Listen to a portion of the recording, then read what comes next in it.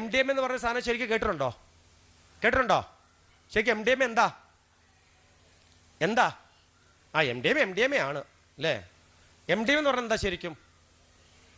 1910 Germany എന്ന് പറയുന്ന ഒരു വികസിത രാജ്യം കണ്ടുപിടിച്ച മനുഷ്യന്റെ ശരീരത്തെ രക്തത്തിന് ഒഴുക്കിനെ നിർത്താൻ വേണ്ടി, വേദന ഇല്ലാതാക്കാൻ വേണ്ടി ശാസ്ത്രലോകം ജർമ്മനി കണ്ടുപിടിച്ച ഏറ്റവും നല്ലൊരു മരുന്നായിരുന്നു ഈ പറയുന്ന മെത്തലിൻ ഡയോക്സി മെത്താംഫിറ്റമിൻ എന്നറിയപ്പെടുന്ന മാരകമായ ഈ ഡോസുള്ള ഈ നല്ല സദുദ്ദേശ മരുന്ന്. അന്നത് മരുന്നായിരുന്നു, നല്ല ഡ്രഗായിരുന്നു. എന്നാൽ 1910 ഈ സാധനം ജർമ്മനി കണ്ടുപിടിച്ചു. 1940-50കളിൽ യൂറോപ്യൻ കൺട്രികൾ മുഴുവനും, ചെക്കോസ്ലോവാക്യ, ഹംഗറി, സ്വീഡൻ, ഡെൻമാർക്ക് പോലുള്ള രാജ്യങ്ങളെല്ലാം ഇതിനെ കെമിക്കലി സിന്തസൈസ് ചെയ്തു. നോക്കണം, വേറൊരു ആംബിറ്റേഷൻ കൂടെ ആഡ് ചെയ്തതിനകത്ത്. ആഡ് ചെയ്തപ്പോൾ ഈ 16 തന്മാത്രകൾ ഒന്ന് വികസിപ്പിച്ച് 32, 30, 40 എത്തിച്ച് അതിൻ്റെ പേര് മാറ്റി, MDMA എന്ന പേര് മാറ്റി എക്ടസി, മാൻഡി, ക്ലാര, കല്ല്, ഗ്ലോബർ, വൈറ്റ് സോൾസർ, ടെൻസ്, സ്പീഡ്, വോൾവർ എന്ന് പറയുന്ന 16 പേരുകൾ ഈ സാധനം അറിയപ്പെടാൻ തുടങ്ങി.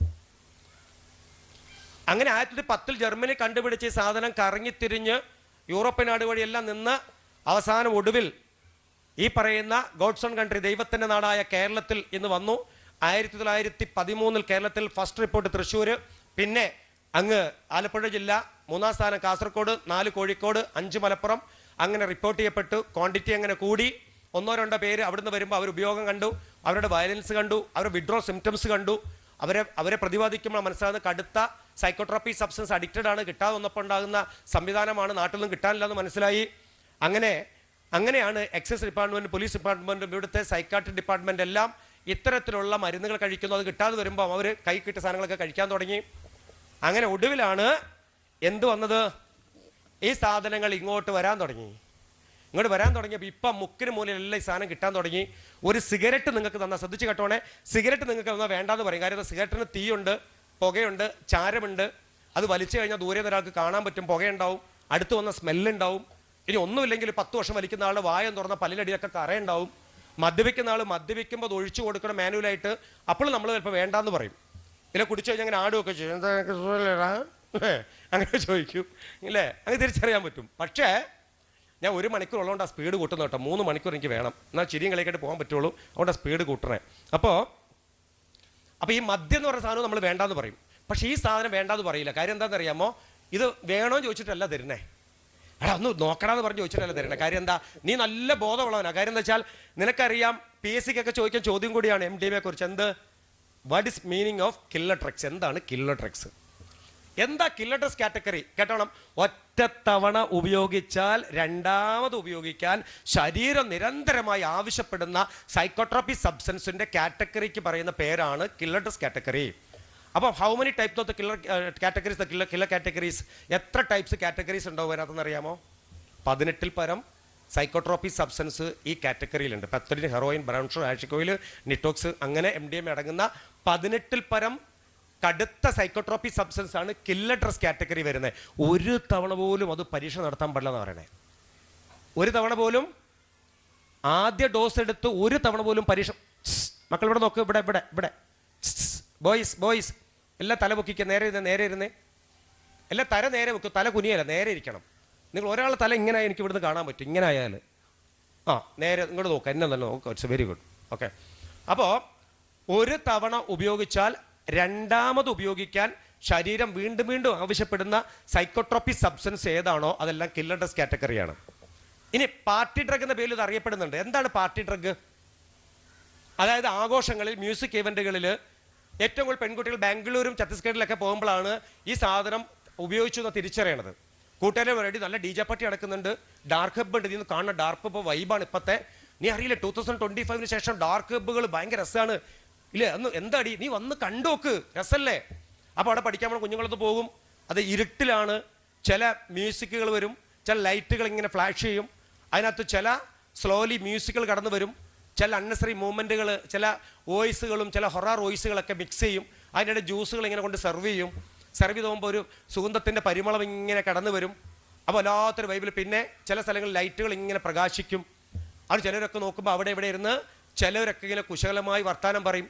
ആ വൈബ് ഇങ്ങനെ ഇഷ്ടപ്പെടും. അപ്പോൾ കൂട്ടുകാരി കുടിക്കുന്ന ഗ്ലാസ് ഇങ്ങനെ കൊടുക്കും, എന്നാൽ കുടിച്ചോന്ന് പറയും അവളെ മുന്നിൽ തന്നെ.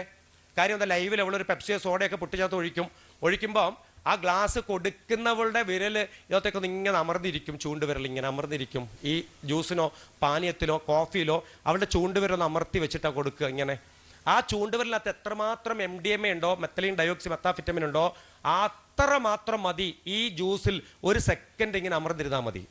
ഇങ്ങനെ 1 എന്ന് പറയുന്ന സെക്കൻഡ് അമർന്നിരുന്ന കെമിക്കൽ ഓക്സിഡേഷൻ സംഭവിക്കും. ആ ജ്യൂസോ സോഡയോ പെപ്സിയോ ഈ പറയുന്ന സോഫ്റ്റ് ഡ്രിങ്ക്സ് ഈ കൂട്ടുകാരി നമ്മൾ അറിയാതെ ഒരു സോഡയോ ഒരു പെപ്സിയോ ഒരു ചായയോ പോലും കുടിക്കാത്ത നമ്മൾ ആ മ്യൂസിക്കിലെ ഡാൻസ് കളിക്കുമ്പോൾ ഈ സാധനം വാങ്ങി രസത്തിന് അവളെ തൃപ്തിപ്പെടുത്താൻ വാങ്ങി ഒരു സിപ്പ് എടുത്ത് തിരിച്ചു കൊടുക്കും.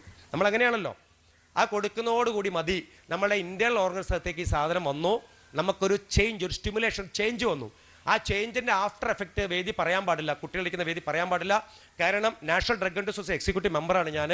ഇത്തരം ആഫ്റ്റർ എഫക്റ്റുകളെ കുറിച്ചോ അതിൻ്റെ രീതികളെക്കുറിച്ചോ കുഞ്ഞുങ്ങളിരിക്കുന്ന വേദിയിൽ പ്രതിപാദിക്കപ്പെടാൻ പാടില്ല, സർക്കുലർ ഉണ്ട്. അപ്പോൾ മനസ്സിലാക്കുക, ഈ സാധനം ആഫ്റ്റർ എഫക്റ്റ് എന്ന് പറയുന്നത് 48 hours ആണ് ആഫ്റ്റർ എഫക്റ്റ്.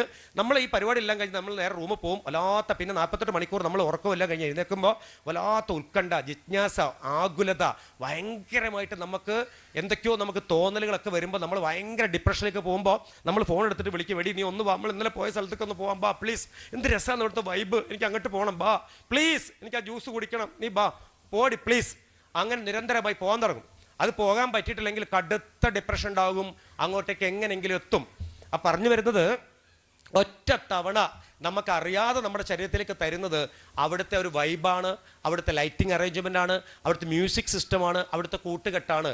ഈ കൂട്ടുകെട്ടും സിസ്റ്റവും മ്യൂസിക്കും നമ്മൾ ആകൃഷ്ടരാകും, അതിലേക്ക് പോകാൻ നമ്മൾ പ്രചോദിതരാകും. പക്ഷേ ആക്ച്വലി എന്താണ്, നമ്മുടെ ബ്രെയിനെ സ്വാധീനിക്കാൻ പറ്റുന്ന, ബ്രെയിനെ കബളിപ്പിക്കാൻ പറ്റുന്ന, ന്യൂറോൺസിനെ കബളിപ്പിക്കാൻ പറ്റുന്ന ഏറ്റവും ഹാപ്പി ഹോർമോൺസുകൾ അടങ്ങണ ഒരു ഭാഗമൊക്കെ നമ്മുടെ ശരീരത്തെത്തി 48 hours അത് ഹാപ്പിനെസ് നമുക്ക് തന്നു.